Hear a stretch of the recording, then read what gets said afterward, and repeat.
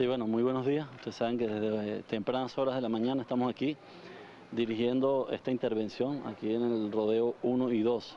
Hasta el momento, como todo el país sabe, ya hay un control absoluto en lo que es las áreas del rodeo número 1. Sin embargo, tenemos dificultades para que la población privada de libertad en el rodeo 2 permita que se realice la requisa extraordinaria por parte de la Fuerza Armada Nacional Bolivariana y por parte de los funcionarios de la Dirección Nacional de los Servicios Penitenciarios del Ministerio de Relaciones Interiores y Justicia.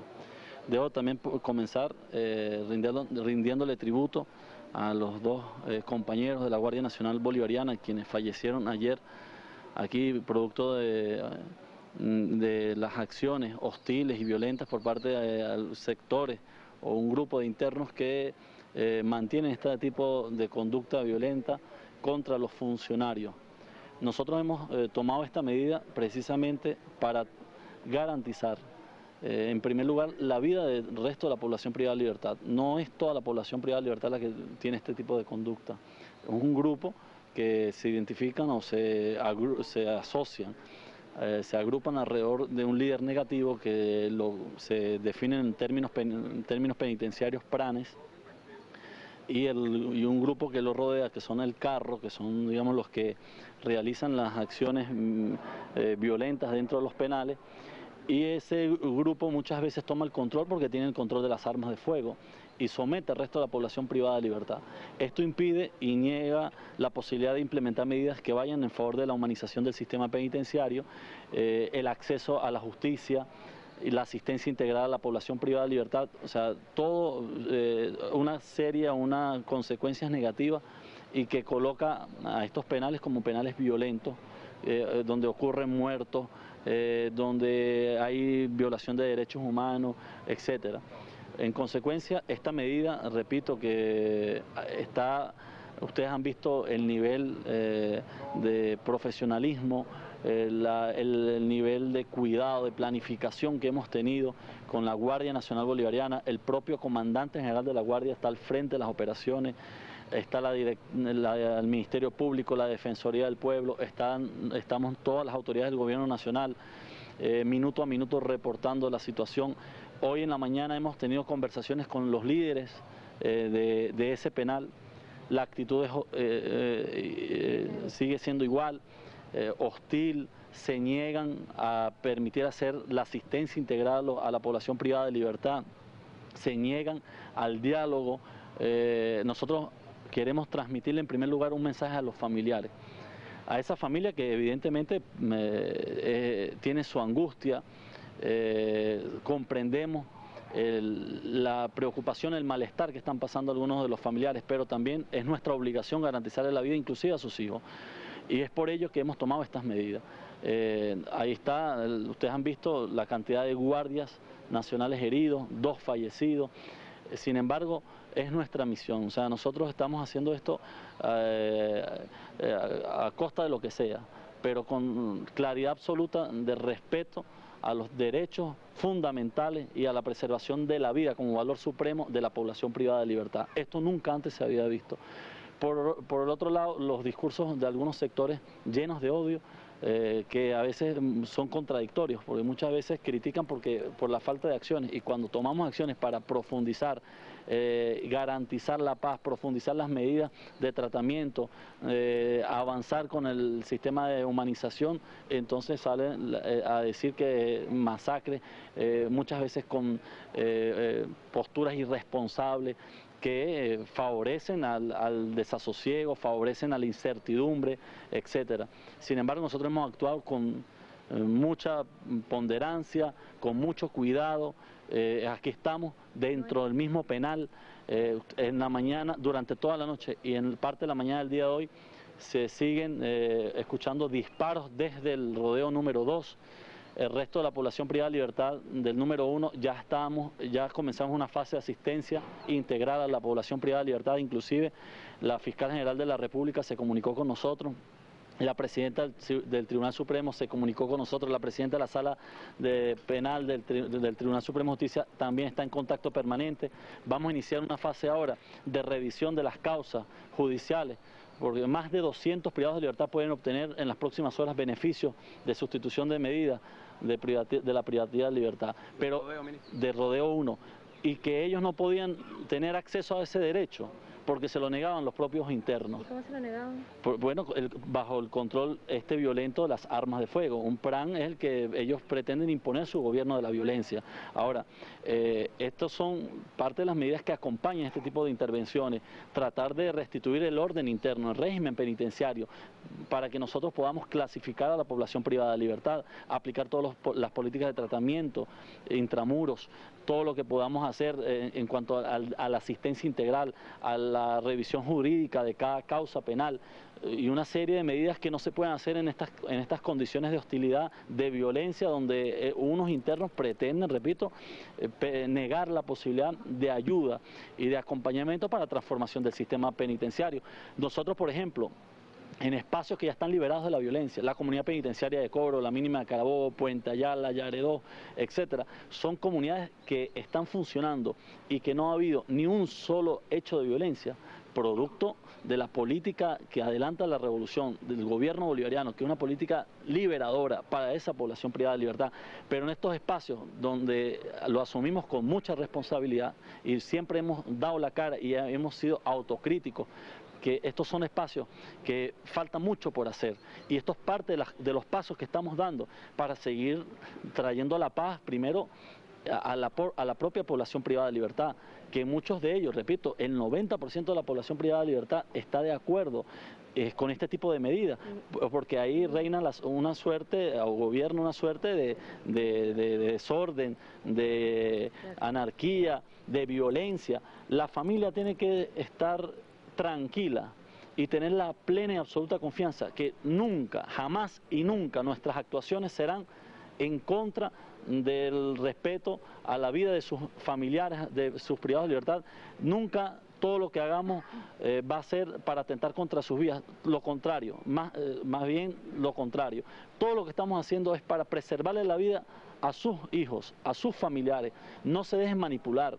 Nosotros estamos aquí dando la cara y fíjense el nivel de respeto y el nivel de planificación que hemos hecho para que todas las medidas y todo este plan de intervención que arrancó ayer en horas de la madrugada continúe bajo esta misma política y bajo bajo estos fundamentos.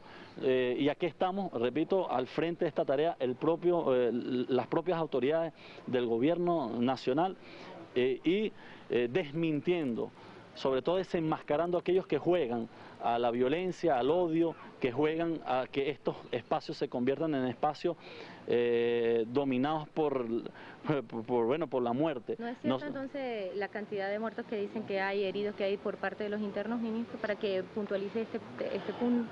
Ayer, lamentablemente también, y le expresamos nuestro profundo dolor, murió un interno en las instalaciones de Rodeo 1. ¿No? Ya estamos haciendo la investigación, no podemos adelantar absolutamente nada. Ahí está el Ministerio Público, funcionarios de la Dirección de Derechos Fundamentales llevando la investigación. Un solo interno hasta ahorita, saldo oficial, y 20 funcionarios de la Guardia Nacional heridos y 2 miembros integrantes de la Guardia Nacional Bolivariana fallecidos. Fíjense, a esta hora nuestros oficiales están simplemente en custodia de las instalaciones y los disparos que se escuchan son disparos de la población privada de libertad en contra de los funcionarios. Evidentemente, en el mundo, ni aquí, en ninguna parte del mundo, puede permitirse que un grupo de privados de libertad tengan el control del penal y que atenten contra la vida del resto de sus compañeros. Esto es una pregunta obligatoria, ministro. ¿Cómo se llegó hasta esta situación y cómo llegaron las armas hasta dentro de los penales? Bien, evidentemente esto es un elemento que forma parte de la investigación. El ingreso a las armas, nosotros lo hemos dicho, forma parte del deterioro institucional que muchas veces está alrededor de este tipo de establecimientos penitenciarios, complicidades de las custodias externas, custodias internas, etcétera, y mafias que se organizan alrededor de este tipo de establecimientos penitenciarios y que estamos en la obligación de corregir y aplicar las medidas necesarias, como lo hemos aplicado en otros espacios penitenciarios. Las armas de fuego generan también dentro de los establecimientos penitenciarios o atentan contra la inclusión social, porque no permite que tú adelantes políticas de humanización, atenta contra la paz y la tranquilidad del resto de la población privada de libertad, no permite que se desarrollen todos los procedimientos judiciales para la revisión de las causas judiciales, para la atención integral de la población privada de libertad, en fin. Evidentemente estas armas sabemos que no ingresaron solas y es parte de las medidas correctivas que hay que profundizar para evitar de que, como Rodeo 1, uno de los centros de mayor violencia, y bueno, ya era hora de asumir esta tarea. Y la hemos asumido, fíjense, de la mejor manera y de la manera más responsable, cuidadosa y sobre todo preservando a todo momento, cuesta inclusive la vida del funcionario, la vida de la población privada. Ministro, ante la negativa de los líderes negativos del Rodeo 2, ¿qué procede ahora? ¿Cuál va a ser la actuación de los organismos de seguridad en esas instalaciones? ¿Y a quién se están enfrentando? ¿Cuál es la característica de estos líderes? Procede seguir hablando, el diálogo. Nosotros somos un Estado y debemos hacerles entender a ellos que la autoridad no va a permitir que este tipo de conductas se reproduzca, ni mucho menos que el régimen y el orden interno lo dirijan privados de libertad. Nosotros vamos a agotar la vía del diálogo, sabemos que su actitud sigue siendo violenta. Esta mañana la propia directora de Derechos Fundamentales se comunicó con uno de los líderes ahí que además está incurso en otros hechos delictivos. Hay que decirlo, ese líder ha estado vinculado a secuestros, homicidios, etcétera. Y resulta que él ahora exige que la Guardia se retire, exige que él va a establecer unas medidas, una suerte de mesa de diálogo y él colocar las condiciones para determinar qué hacer las autoridades del Estado venezolano. Eso no es procedente ni aquí ni en ninguna parte del mundo. El conocido Oriente. El Oriente.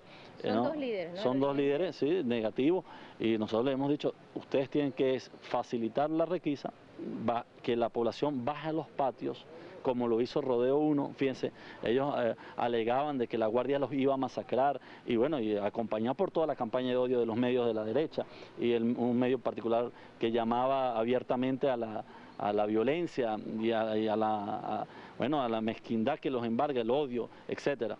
Nosotros vamos a seguir agotando la vía del diálogo. Ahorita nosotros mismos, yo mismo voy a bajar a hablar con la población privada de libertad del Rodeo 1, conversar, verificar su estado de salud. Vamos a comenzar a darles asistencia integral, estamos repartiendo útiles personales, ropa, vamos a comenzar una jornada de limpieza, de rescate de las áreas del penal para clasificar la población privada de libertad, evaluar la causa jurídica. La fiscal general ayer mismo nombró un equipo especial para comenzar a evaluar, porque antes era imposible, los internos no salían. Y no salían era por esta suerte de gobierno o esta suerte de violencia que imperaba dentro del penal. Ahora nos va a facilitar evaluar las causas, comenzar a darles lo que les corresponde por ley, los beneficios de sustitución, bien sea la población penada, bien sea la población que está bajo los procesos o que está en proceso, que no ha sido todavía condenada, en fin. A partir de ahora profundizar todas las políticas que hemos venido haciendo paso a paso en materia penitenciaria. Ese grupo muchas veces toma el control porque tiene el control de las armas de fuego y somete al resto de la población privada de libertad. Esto impide y niega la posibilidad de implementar medidas que vayan en favor de la humanización del sistema penitenciario, el acceso a la justicia y la asistencia integral a la población privada de libertad, o sea, todo unas consecuencias negativas y que permita que se realice la requisa extraordinaria por parte de la Fuerza Armada Nacional Bolivariana y por parte de los funcionarios de la Dirección Nacional de los Servicios Penitenciarios del Ministerio de Relaciones Interiores y Justicia. Debo también comenzar rindiéndole tributo a los dos compañeros de la Guardia Nacional Bolivariana, quienes fallecieron ayer aquí. Sí, bueno, muy buenos días. Ustedes saben que desde tempranas horas de la mañana estamos aquí dirigiendo esta intervención aquí en el Rodeo 1 y 2. Hasta el momento, como todo el país sabe, ya hay un control absoluto en lo que es las áreas del Rodeo número 1. Sin embargo, tenemos dificultades para que la población privada de libertad en el Rodeo 2, producto de las acciones hostiles y violentas por parte de sectores o un grupo de internos que mantienen este tipo de conducta violenta contra los funcionarios. Nosotros hemos tomado esta medida precisamente para garantizar, en primer lugar, la vida del resto de la población privada de libertad. No es toda la población privada de libertad la que tiene este tipo de conducta.